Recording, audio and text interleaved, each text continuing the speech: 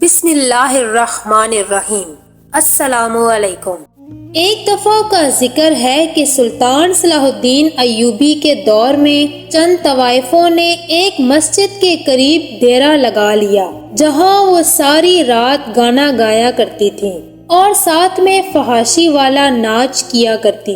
تو نمازی حضرات ان کی آواز سے اور گھنگروؤں کی چھنکار سے بڑے پریشان ہوتے تھے، کیونکہ اس کی وجہ سے ان کی عبادت میں خلل پڑتا تھا۔ 2-4 مرتبہ یہ نمازی حضرات ان طوائف عورتوں کی ملکہ کے پاس گئے اور انہوں نے کہا کہ ہم یہاں نماز پڑھتے ہیں، برائے مہربانی آپ یہاں سے کہیں دور ڈیرا لگا لیں۔ وہ عورت بڑی بدتمیز تھی، اس نے ان سب نمازیوں کی بے عزتی کی اور انہیں گالیاں نکال کر وہاں سے نکال دیا۔ پھر یہ تمام نمازی حضرات ایک دن اکٹھے ہو کر سلطان صلاح الدین ایوبی رحمۃ اللہ علیہ کے پاس گئے اور سلطان معظم کو سارے حال و احوال سے آگاہ کیا اور تفصیل بتائی۔ سلطان کو پہلے تو بہت غصہ آیا، پھر آپ نے سوچا عورت ذات ہے، چلو سمجھاتے ہیں۔ آپ ان تمام نمازی حضرات کے ساتھ اس طوائف کے کوٹھے پر پہنچے اور اسے کہنے لگے کہ تمہارے گانے بجانے کی آواز سے ہمیں اللہ کی عبادت میں دشواری حائل ہوتی ہے، بہتر تو یہ ہے کہ تم اللہ اور رسول کی طرف چلو۔ یہ گانے بجانے سے تم لوگ جتنے پیسے کماتے ہو اس سے زیادہ میں تمہیں دے دیا کروں گا۔ لیکن وہ عورت تو فاحشہ تھی، اسے سلطان معظم کے یہ الفاظ سمجھ نہ آئے اور وہ بے سود بولی کہ جب یہاں سے آذان کی آواز آتی ہے تو ہمیں اس سے مسائل کا سامنا کرنا پڑتا ہے۔ ہم نے تو کبھی آپ سے شکایت نہیں کی کہ اس آذان کو بند کرو۔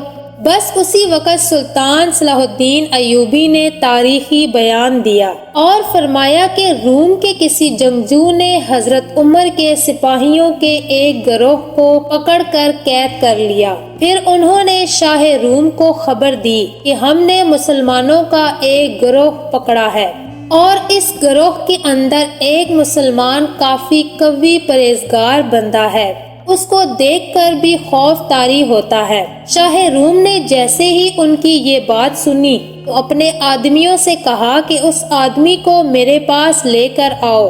اس زمانے میں شاہ روم کے دربار کے سامنے ایک زنجیر لگی ہوتی تھی، جو بھی بادشاہ کے پاس پیش ہوتا تو اس زنجیر کی وجہ سے وہ بادشاہ کے سامنے جھک کر پیش ہوتا۔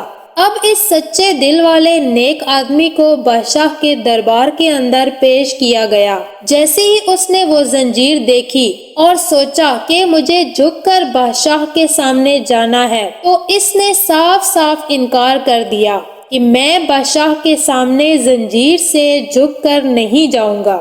بادشاہ کو بتایا گیا کہ یہ شخص زنجیر کے نیچے جھک کر آپ کے سامنے نہیں آنا چاہتا۔ بادشاہ نے کہا کہ زنجیر کو اوپر اٹھا دیا جائے اور اس کو میرے پاس پیش کیا جائے۔ پھر زنجیر کو اٹھا دیا گیا اور اس کو بادشاہ کے پاس لایا گیا۔ بادشاہ نے اس سے کہا کہ تم اپنا مذہب چھوڑ کر ہمارے دین کے اندر داخل ہو جاؤ تاکہ میں تمہیں اپنی انگوٹھی پہنا کر سلطنت عطا کروں۔ یہ بات جیسے اس مومن بندے نے سنی تو اس نے بادشاہ سے کہا کہ مجھے یہ بتاؤ تمہارے پاس سلطنت کا کتنا حصہ ہے؟ بادشاہ نے کہا اس دنیا کا 1/3 سے زیادہ حصہ میرے قبضے میں ہے۔ جیسے ہی اس مومن بندے نے بادشاہ کی بات سنی تو اس نے جواباً کہا اگر تمہاری حکومت تمام دنیا پر اور تمام ہیرے جواہرات پر بھی ہوتی تب بھی تم مجھے ایک آذان کے بدلے میں یہ سب کچھ دیتے تو میں پھر بھی یہ سب نہ لیتا۔ تم میرے ایمان کو نہیں خرید سکتے۔ بادشاہ نے دریافت کیا کہ یہ آذان کیا ہے جو تم لوگ ایک دن میں 5 مرتبہ کہتے ہو؟ پھر مرد مومن نے جواب دیا کہ آذان وہ کلمہ ہے جس کی بڑی فضیلت ہے، لیکن تم کافر کیا جانو کہ آذان دینے اور آذان سننے سے دل کو کس قدر سکون ملتا ہے۔ تم مجھے دنیا جہان کی ہر نعمت دے دو، سب کچھ دے دو، لیکن میں ایک آذان تک نہیں چھوڑوں گا۔ جیسے ہی شاہ روم نے یہ بات سنی تو یہ سمجھ گیا کہ اس کے دل میں حضرت محمد صلی اللہ علیہ وآلہ وسلم کی محبت گھر کر چکی ہے، اس سے ایسے بات نہیں بنے گی۔ اس نے اپنے وزیر کو حکم دیا کہ ایک دیگ کے اندر پانی ڈال کر اس کو ابالا جائے، پھر پانی کے اندر اس مرد مومن کو ڈال دیا جائے۔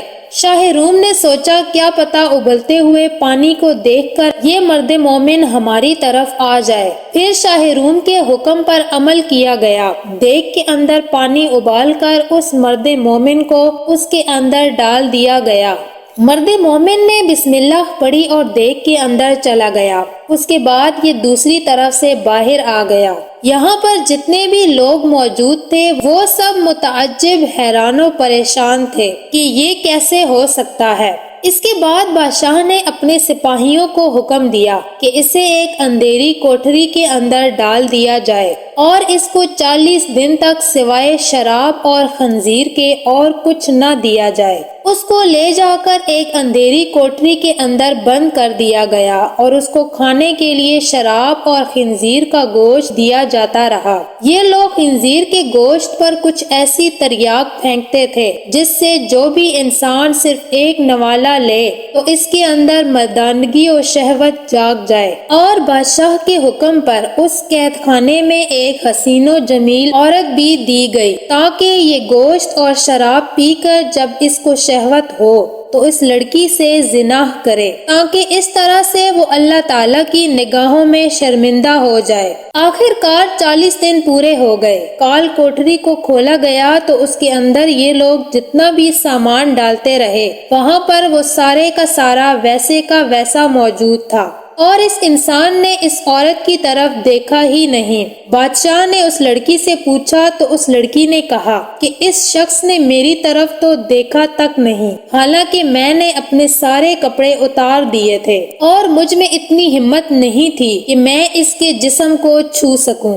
جب اس مرد مومن سے دریافت کیا گیا کہ تم نے یہ چیزیں کیوں نہیں کھائیں جبکہ شریعت محمدی صلی اللہ علیہ وآلہ وسلم میں ضرورت کے وقت یہ چیزیں کھانا جائز ہے، اس مرد مومن نے کیا خوب جواب دیا، اگر میں یہ چیزیں کھا لیتا تو آپ لوگوں کو خوشی ہوتی، کیونکہ آپ کا مقصد تو مجھے یہ سب کچھ کروانا تھا اور میرا مقصد آپ لوگوں کو غصہ دلانا ہے۔ بادشاہ نے اس مرد مومن سے کہا کہ اگر تم مجھے سجدہ کر دو تو میں تمہیں اور تمہارے ساتھیوں کو یہاں سے خیر و عافیت سے جانے دوں گا۔ مرد مومن نے جیسے ہی بادشاہ کی یہ بات سنی تو اس نے کہا کہ حضرت محمد صلی اللہ علیہ وآلہ وسلم کے دین میں سجدہ صرف اللہ تعالیٰ کی ذات کو ہے اور اللہ کے سوا کسی کو سجدہ جائز نہیں۔ شاہ روم نے کہا کہ چلو تم ایک اور کام کرو، میرا ہاتھ چوم لو، میں تمہیں اور تمہارے سب ساتھیوں کو یہاں سے خیر و عافیت کے ساتھ جانے دوں گا۔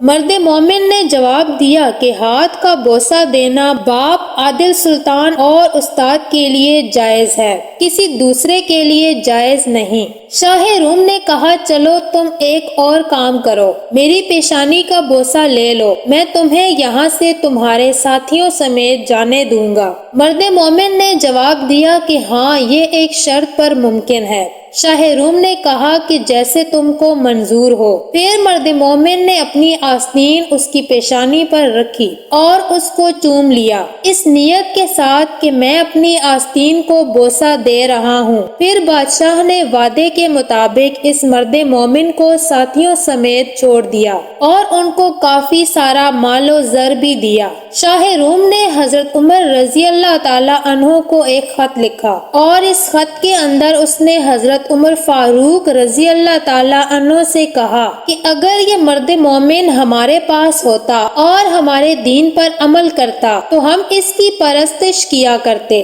آخر کار یہ شخص حضرت عمر رضی اللہ تعالیٰ عنہ کے پاس پہنچ گیا تو حضرت عمر نے اس مرد مومن اور اس کے ساتھیوں سے فرمایا جو بھی سامان آپ لوگوں کو ملا ہے وہ یہ اپنے لیے مخصوص نہ کر لیں بلکہ رسول پاک صلی اللہ علیہ وآلہ وسلم کے شہر کے لوگوں کے ساتھ بھی بانٹ لیں۔ جیسے ہی اس نیک آدمی نے حضرت عمر کی بات سنی تو انہوں نے باقی لوگوں کو بھی اس مال و زر میں شامل کیا۔ جو شخص ہر حال میں اللہ تعالیٰ پر بھروسہ کرتا ہے تو اللہ تعالیٰ بھی اس کا ہر حال میں ساتھ دیتا ہے، اس کو کبھی اکیلا نہیں ہونے دیتا۔ سلطان صلاح الدین ایوبی نے جب اپنا یہ بیان مکمل کر لیا تو فرمانے لگے، اے طوائف، نہ تو تیرا مال اور نہ ہی تیرا حسن مسلمان کو خرید سکتا ہے اور نہ گمراہ کر سکتا ہے۔ جب اتنے بڑے بڑے بادشاہ ایک مسلمان کو اپنے زیر اثر نہ کر سکے تو مجھے اور مسلمانوں کو کیسے بہکاوے میں لا سکتی ہے؟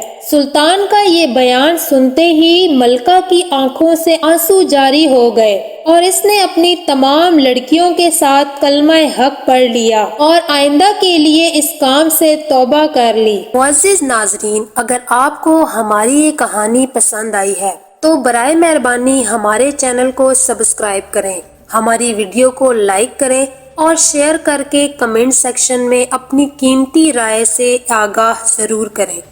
شکریہ۔